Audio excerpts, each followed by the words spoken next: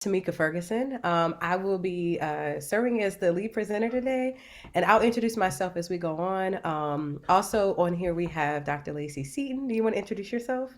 Hey everybody, I'm Lacey and I'm the program coordinator. So if you were to apply and get accepted, you would work with me on a regular basis to as you go throughout the program to make sure everything's going well. And in my role, I serve as an assistant professor in our leadership department and also the assistant dean for student affairs and inclusive excellence. I thought before we get started, if you all were interested in wanting to just say your name and kind of why you're interested in the program, you could do that. So I'll just say your name, and if you want to just hop on and just share your name and something about why you're interested in the program, that would be great. And Cameron, we can start with you. I made the mistake of turning my camera on too soon, You right? definitely did. Hi, my name is Cameron. I use he, him pronouns. I am the Graduate Student Services Administrator in the Department of Health Administration here at VCU. Awesome. Jillian? Hi, I'm Jillian. I use she, her pronouns, and I was interested in this because I work at VCU at the CLC, and I was kind of interested in like what my boss did, and I thought it might be interesting to like learn about it. Awesome. What does the CLC stand for? There's a lot of Oh, acronyms. sorry, the Campus Learning Center. Oh, okay, awesome. You're not too far away from us. Brian? Hi everyone, I'm Brianne. I just started a job at in the School of Education actually as a program or project coordinator, and I'm interested in possibly looking at educational leadership so that I can hopefully be able to move around the university later on and see what other options are out there at VCU. Awesome, thank you. And Aubrey? Hey, can you guys hear me? Yes, we can. Thank you. Awesome. So I'm like running home right now. So I work at VCU. I'm an academic advisor in the biology department. Okay, well, thanks for joining, and I'm glad that even in transit you can join our community. So today, what we'll do is we'll go through a PowerPoint presentation. We'll share information about the School of Ed, a couple of highlights about our program, and then we'll have time at the end for questions. And please know that this is very informal. So if you have any questions at all, you can unmute, you can write in the chat box. Use this as an opportunity to learn everything that you need to know about our program. I am going to share my screen as soon as I figure out which screen the Google slideshow is on. And Lacey, I felt like you were laughing at me on that. Let me see. There we go. So we're going to talk today about the Master of Education and Educational Leadership, and specifically our higher education administrative concentration. So just a little bit about VCU. We have almost 29,000 students, over 100 countries represented. Our student to faculty ratio is 17 to 1. We are considered a top 3 Virginia research university, and we are the largest employer in Richmond with over almost 200 acres in downtown. That's really important to note, that being an urban serving institution and the primary urban serving institution in the state, we are also an economic development powerhouse connected to our health sciences and medical campus, connected to a series, just so many different community engaged organizations and centers around campus. And it has a very strong presence in the city, as many of you already know. So Richmond, Virginia is really cool. We have the connection to Fortune 100, 1000 companies, a very awesome, thriving arts and growing innovation ecosystem. And where we're located is really opportunistic. If you like mountains, beach, and a large city such as DC, that's one of my favorite parts about being here, is that it's not too far for me to connect to anywhere where I want to go. So really thinking about the School of Education, we have, over 100 instructional, teaching, and research faculty. And we also have 9 centers and institutes. And so those centers and institutes are really focused on doing research that's impactful, innovative, and community focused. And I'll share a highlight about some of our centers in just a bit. We are considered the 16th best public graduate school of education in the country, 7th online doctorate in education programs, And we also last year were able to have over $37 million generated in external research funding and have over 17,000 alumni. So these stats just really mean that we have a national reputation, international reputation. This $37 million is really important because the only school or college within the VCU system that has more external research funding than us is the School of Medicine. So we might be smaller than most of the colleges and schools that are here in VCU, but we have a very large impact when it comes to applying for and securing grants. We are we have 3 accreditations for our educator programs, which is very important. It means that we have had external reviewers from across the country and through national and internationally recognized associations that our curriculum is up to par, has the highest standards to prepare our students to be leaders within their fields. Now, as I mentioned earlier, we do have a rather small footprint as far as only having over 1,000 students. I think we're around like 1,019 students. We've doubled that just in the past 4 years. We've been able to grow in since 2018, 2019 academic year. We've been able to grow to have our undergraduate programs, which we were one of the first in the state to have undergraduate programs in the BSED, which is in teaching. We have 3 doctoral programs, our EDD, our PhD in education, and also our PhD in special education. And we have 7 concentrations within our PhD programs, 2 master's programs, 6 tracks, 16 concentrations, 8 certificate programs. The best thing to take away from this slide is not only is it endless opportunity, but there is probably a program for everything, which is awesome. But we're glad that you hear about this one. So one of the things that's really awesome about our faculty is not only do we have over 115 faculty members, but they're internationally recognized. They are leaders in both education and research, which is important because one of the things about higher education is this thing called theory to practice. We want to make sure that the people who teach you also understand what it's like to do the work as well. And so some of that research informs the practice of people from around the country. And also they have some experience that they can bring to the classroom so that we can help our students be able to definitely apply what they're learning. So within our Department of Educational Leadership, we have several faculty who are amazing and phenomenal. And I'm not just saying that because I'm doing the presentation. I'm actually saying it because I consider our department to be like one of the most phenomenal work environments I've ever been in as a professional. Dr. Newcomb is our professor and department chair. We have coordinators who lead our doctoral and master's programs, who are Drs. Becker, Bukowski, Hurst, and Seaton, who you've already met.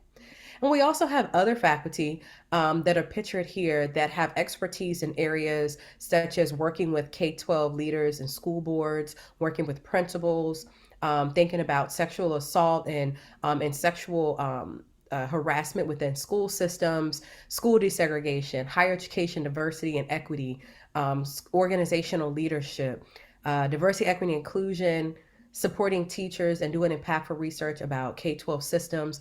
There's so much here and a plethora of knowledge that is accessible through our faculty. Even if you come here for one program, you have the opportunity to connect with so many different people that might have intersectional interests that connect with yours. So these are listed the programs that are within our department. So we have adult learning, counselor ed, curriculum and instruction, educational leadership, and this is what's very interesting about the School of Education is that some of the programs that you see listed here have classes that might be of interest to you. And in the program we're going to talk about tonight, you'll be able to see that we have classes that you can take as an elective. So when we start talking about our specific program, what's really important are these 6 things that I think are phenomenal. I mean, we are an R1 university, which is considered the top producing research level that you can reach as a 4-year institution. We have a commitment to relevant and applied research to meet our community needs. We have a commitment to inclusive and equitable practices and curriculum, which is really important because you'll see that within the relationships that faculty members have with you, also within the curriculum and the knowledge that you gain. We have access to national renowned faculty, as I mentioned, traditional and cutting edge mixed method resources, research and statistics, and opportunities to work on collaborative cross disciplinary research teams. So, an example about how all of this fits together is one of our centers that we have is called the Metropolitan Education Research Consortium, or in higher ed, as you know, we love a great acronym. So MERK is known as MERC. So Merck always has a multitude of different research opportunities that they do in the K-12 space to connect with our surrounding and the city of Richmond and surrounding K-12 school districts. They constantly do a call out to see, hey, does anyone want to participate at some level in research? So that's getting an opportunity to access grant and funding research resources. It might be, getting support to participate in national conferences. Um, Right now, I'm co PI for one of those studies where we're looking at equitable access to advanced coursework in K 12 schools. And although I'm a higher ed scholar by training and nature, I also am interested in how students are being prepared to be successful. So I have folks on my research team who are both higher ed focused and both K 12 focused. And there are doc students, master students, undergrad students, faculty, staff, people in the school systems. I give that example just to show that being a part of the School of Education here at VCU, you can get all of this access even with just one opportunity and grow not only as a scholar, as a practitioner, but as a leader in education. So, as I mentioned earlier, we have 9 research centers and institutes that really focused on being community engaged.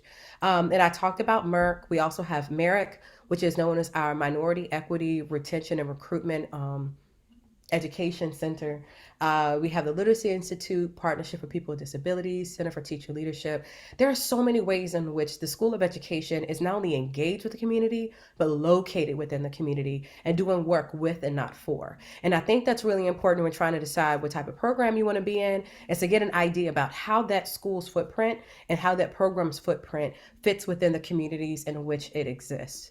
So our Master of Education, particularly the Higher Education Administration, is a brand new concentration. So the concentration just started actually this fall. So we're currently recruiting for the second cohort to be involved in our concentration.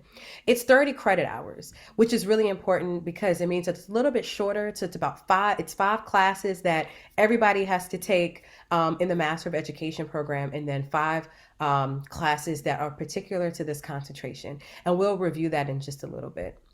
The point of the higher education administration focus is really to prepare leaders to be successful in post-secondary settings. So our goal is to not just have you understand higher education, but how does a higher ed professional engage with the community? How do we work not only at a college, like a 4-year or a 2-year, but how might you apply that same knowledge working for, the Department of Education or for a college access organization or even a foundation or a for-profit organization or a corporation that has an interest in doing higher education work and post-secondary work.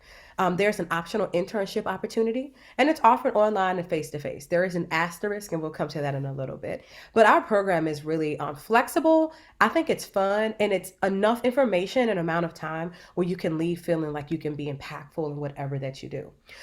So as I mentioned, there are 5 classes for the foundational courses and 5 classes for our concentration.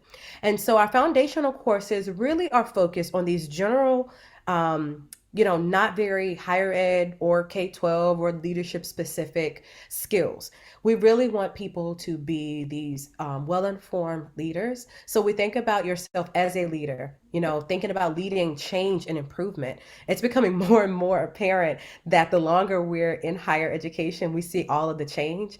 Whether you're an assistant director, coordinator, or dean, you need to know how to really lead change at whatever level you're working at. Education research methods, because we want informed practitioners, understanding diversity and leading for social justice, and understanding and engaging communities really reflects our commitment to producing inclusive and equitable practitioners who understand how to implement that within their workplace. So we also have 5 classes that are distinctive for our concentration in the program. The Diversity in Higher Education course, and developmental theories in higher education. So what that developmental theories really does is when we're engaging with our students and we're thinking about their adult development, what is it that they might be going through that we can provide support to them really thinking about the changes in higher education and how higher education changes and policies and practice influence the students. And as leaders, we need to be aware of those theories so we can be informed when we're engaging with students. Higher education administration. I'm teaching that class right now, and I would like to say that it's my favorite class that I've ever taught. But no, it's where we just overview the history of higher education. How is higher ed organized? What are the different functional areas? And I know, Cameron, you said you work in health administration. We kind of talk about what it's like to work as an administrator, a professor, a staff member. We really break down what that looks like depending on where you are within a campus and where you work on that campus. We talk about higher education policy, law, and finance.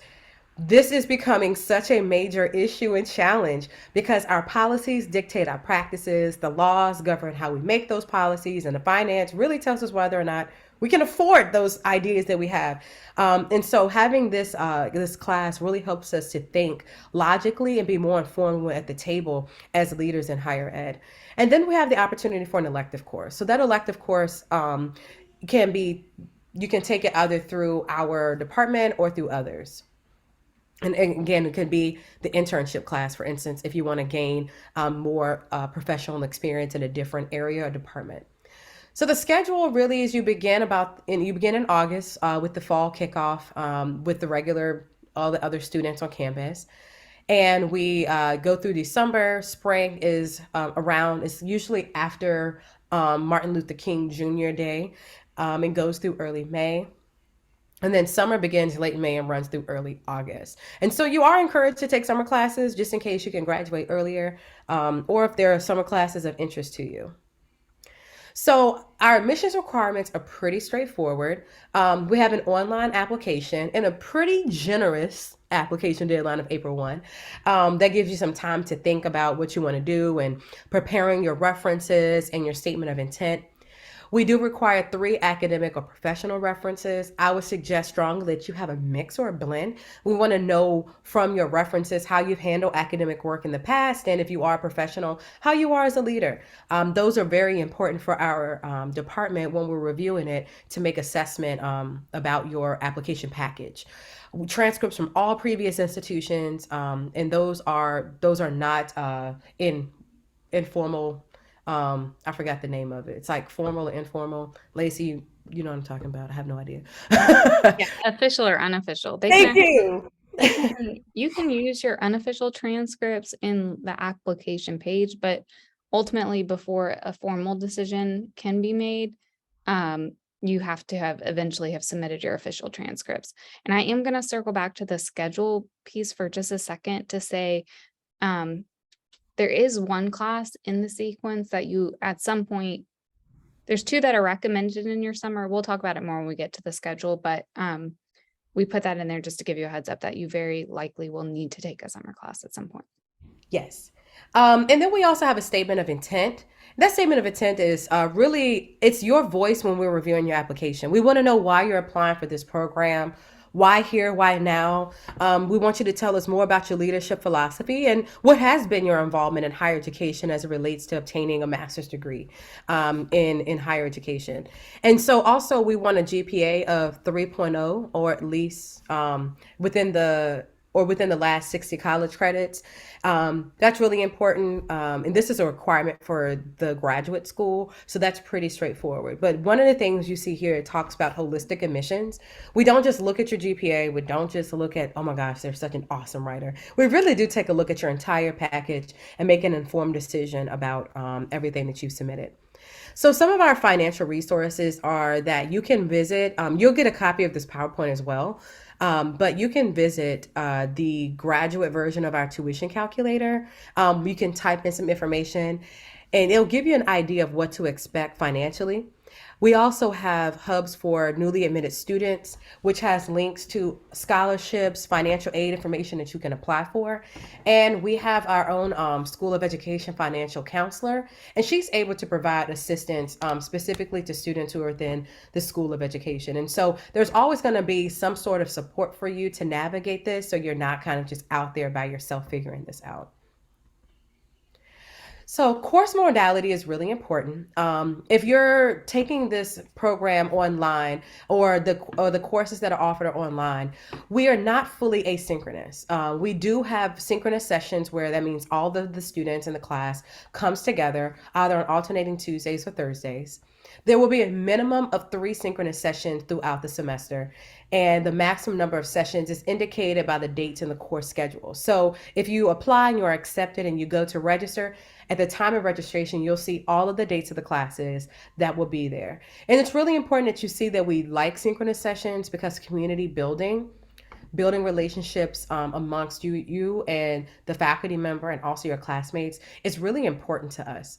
We also know that a lot of people who come to us are working professionals. So our classes usually happen between 5 and 8 p.m. and they're no more than 2 hours. We want to make sure that you're learning, that you're getting what you need out of the program, but we also understand that we have lives as well, that we have to manage it. And so it'll help you just to know that we are considerate if you work a job, and we try to be cognizant of that.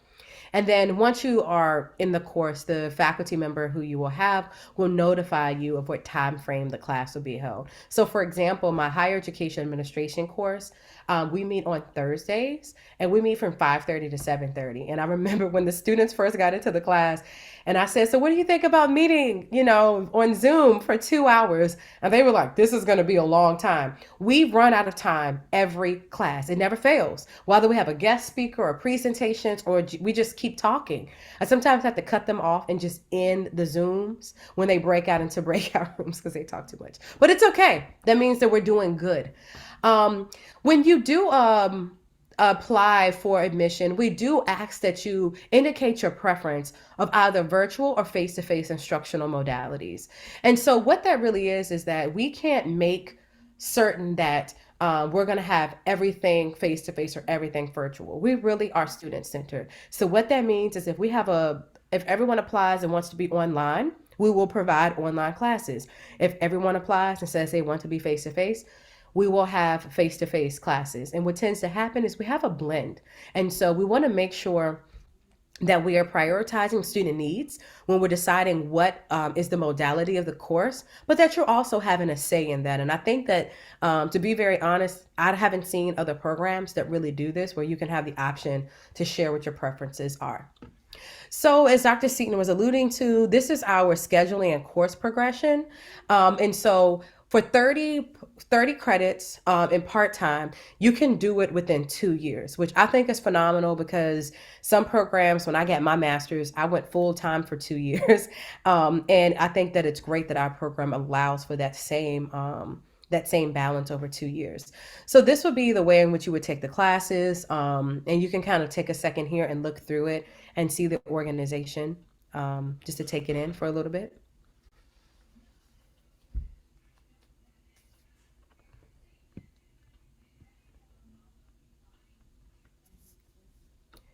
The highlighted part is what's most important, is that you will graduate in May. Now, what's interesting about this is that this will be based on continuous enrollment, meaning that you would have to go every fall, spring, summer, fall, spring consecutively, and not pause out or stop out. And so just take that into consideration if you were thinking about it. Dr. Seaton, did you want to add to anything here about the summer courses? No, just I wanted to highlight that, there would be a summer course, just due to sequencing at some point, so that people were thinking about that.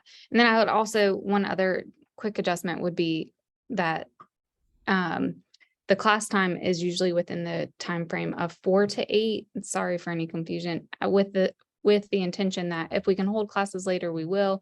But for example, if your cohort all picked face-to-face classes typically start at 4 o'clock. But again, we will, take your input and make as much adjustment as possible. But we just can't guarantee anything at the upfront. Yes. Thank you for that. 4 to 8. I'll make that change on the PowerPoint. And, this is our last slide. We just really wanted to share. If you have any questions specifically about our program, you can reach out to Dr. Seaton directly. you can reach out to Jenna Linhart. She's our Director for Strategic Recruitment and Outreach.